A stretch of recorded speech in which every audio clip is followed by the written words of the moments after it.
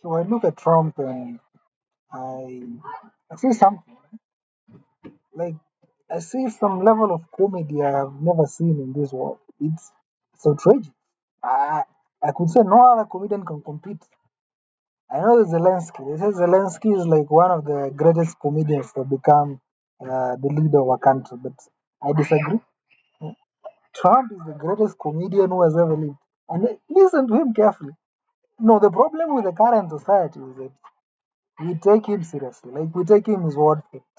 Like we take like whatever he's saying is literally what he means. Like that's exactly how he thinks or something like that. If you look at it that way, you're going to hate him.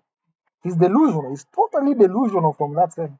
He's completely out of touch with the reality. I cannot stress that enough. It's just like that. But look at it from a comedic angle. It's brilliant. Greatest comedy ever written. Even Dave Chappelle cannot come close to that. I know he tries something similar, but no, Trump got it all. And he didn't start as a president. He started very early. I've seen videos of him from when he was a bit younger. And he's just as delusional as he is right now. People telling him that he's bankrupt, and he's like, no, I'm not. He says, your banker say you're bankrupt. But he says, no, I'm not bankrupt. I'm doing well. Don't listen to the bankers. They're the experts, but you should not listen to them. He's a total comedian. I've never seen such great comedy.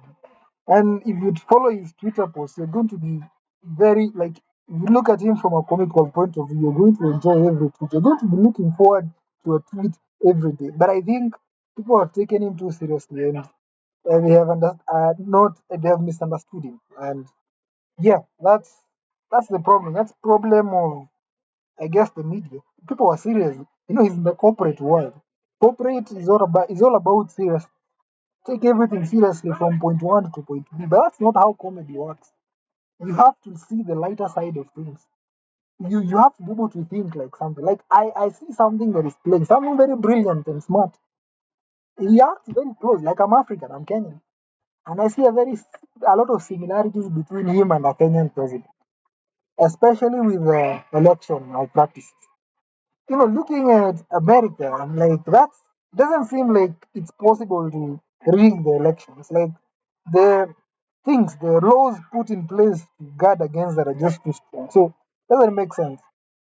That's what all Africans say when they lose elections or when they look like they're losing. Oh, someone is stealing the election, someone is manipulating the system against, which is the same card I see Trump play, which is a very smart card because that's not something that is very common in a first world country. He's bringing out a character that people have never seen. It's intriguing. It's something people want to see and want to experience more. That's why it's very popular. It's very popular. I was surprised just how many people support him. Even those you would not expect. Those who the media portrays as okay. Well, by media I mean CNN or the rest. Not Fox, but Fox are just as deluded as he is, which is okay. I don't find that to be a problem. But this media will take like this media takes like CNN will take everything he says so literally. Like this guy is out of this world. They're going to Peter. Like I feel like they get stressed over him. They probably are depressed because of trying to analyze just what was he thinking when he said this? What was he thinking when he created this role? But if you take him seriously now, that's your problem. That's totally your problem. I see him as a comedian. I've seen the comedy since the very beginning, and he doesn't hide. He doesn't hide. If you are smart enough, you will see it. But I'm not in support of him as a president.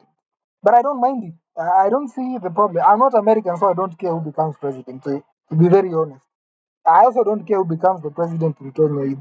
They're all the same. They're all performing pretty poorly. So I don't know. I don't know whether there's anybody who will come and do much better than the ones that were already there. We all think that we're going to get a better leader this time. They come and do the same exact thing the other leader was doing, or even worse. I don't see improvement in the political scene of this world. People are just as the former are just as useless as the latter, the previous. So I don't see it. But I do see a brilliance in something that Donald Trump does, which is being able to rile people up. Like seriously, he can get serious. He can get people to really get angry, and that's a talent. You can make people angry while you are just okay. So that's I see it that way, and it's not a very popular opinion. I have gotten some backlash for supporting Trump. Apparently, whatever I thought about Trump was something very important, even though I'm not American. So I don't know why my opinion about Trump became such a big deal. I can have any opinion of him because whatever he does not. I don't care about it. I don't give a shit about it. I don't. So I know whatever policies he enacts affects the whole world because America is the biggest country on earth, but that's not something I really think about. Whoever is gonna come after him is going to fuck us over just like he does. There's no difference between what he's doing and what the other government is going to do. Even Obama was there. Obama was half Kenyan. I would say that, although it's embarrassing because he seems very disconnected to his Kenyan roots. He's American, which I don't blame him. It's better to be American than to be Kenyan. At least if you ask any Kenyan that, they would rather live in America and associate themselves with Americans than be Kenyan. But he wasn't much better or much worse than Trump is. Honestly, I don't think so. I don't think he grew the economy or supported people in a different manner. I know there's the conservative and the liberal, the Democrats debate on their policies and all that. At first, I didn't even understand what it meant to be conservative. I don't see that difference here in Kenya. Kenya is a highly Christian society, so I guess we'd call them conservatives. Such I was surprised that the conservatives are the ones who are Christians. Right? It doesn't make sense. Their policies seem a bit too seclusionist, almost uh, like white supremacy of some sort. I feel that in the vibe that they give. The Democrats seem a bit more loving, I would say, towards people and their orientations and all that. So I don't see how the conservatives are Christian, but apparently that's it. They don't support Christianity, right? They don't act like this. So Trump really plays this game so well. One thing, although I really think he's a comedian and that's why he won, I still think there's also one thing. The both times that he won, he competed against women. Look back at it. The only two times he won, the time he competed against a man, Biden, he lost. He said there was raking, but that's just his comedy. It shouldn't be taken very seriously. So it's women, and I think it's because the US is not really ready for a female president. I think that's it. I really think that's the reason why he won both times. Even the people who are against him are like, we don't want him, but it's like we are not ready to have a female president. America is in such a point and position of power in this world where they don't feel like a woman can be able to handle that properly. Like the conflicts in this world that America is involved in and trying to quell down all these powerful leaders from all these nations who have nuclear weapons and all that. I think they don't feel like a woman is capable of handling that in the best way possible. I don't agree with that, but it seems that way. Same thing I saw happening in Kenya. I thought people would be more supportive. Like there was the first female running mate for president, and I thought people might want a woman to be vice president, but it seems they even for vice president in Kenya, Kenya is not ready to even have a female vice president.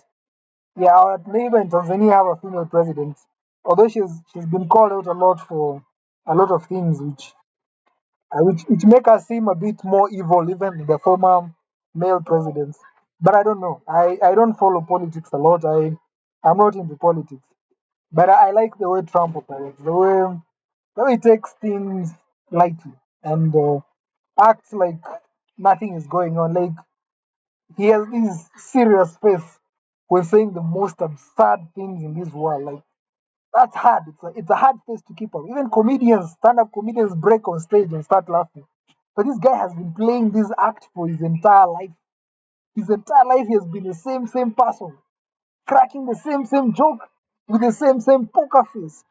You can't tell it's a joke if you can't look beyond whatever he's saying. It literally doesn't make sense. Imagine taking everything a comedian is saying to be serious, taking all the jokes seriously. You're going to get offended at every joke because every joke is offensive in a certain manner. If someone doesn't know it's a joke, it's gonna be very offensive no matter how you look at it. As long as you don't look at it from a comical point of view, it's going to annoy someone.